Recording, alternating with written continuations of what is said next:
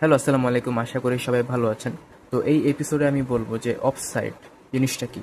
তো আপনারা দেখতেই পাচ্ছেন এটা হচ্ছে গোল পোস্ট, এবং গোল পোস্টের কাছে এই যে গোলকিপার উনি রয়েছেন। এখন আমরা তো জানি যে গোল পোস্টের কাছাকাছি ডিফেন্ডাররা থাকেন।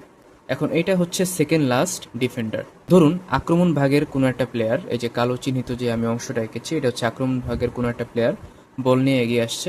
তারই টিমের একটা প্লেয়ার ধরুন এই প্রান্তে আছে। উনি এই যে সেকেন্ড লাস্ট ডিফেন্ডার তাকে অতিক্রম করে আছে, মানে ধরা যাক এটা হচ্ছে সেকেন্ড লাস্ট ডিফেন্ডার।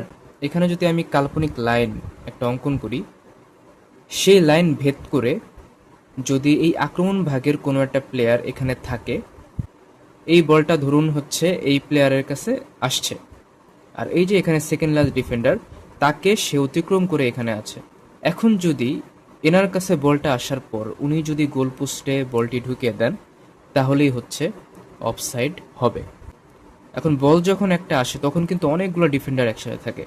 তো যেই ডিফেন্ডারটা গোল পোস্ট অথবা বলা যায় গোলকিপারের সবচেয়ে কাছাকাছি আছে, তাকে অতিক্রম করে, মানে কাল্পনিক লাইন অতিক্রম করে যদি এই আক্রমণ ভাগের কোনো একটা প্লেয়ার এখানে অবস্থান করে, সেখানে বল আসা মাত্রই উনি যদি গোল পোস্টে বল ঢুকিয়ে দেয়, তাহলে সেটি অফসাইড হবে, অর্থাৎ গোল হবে না।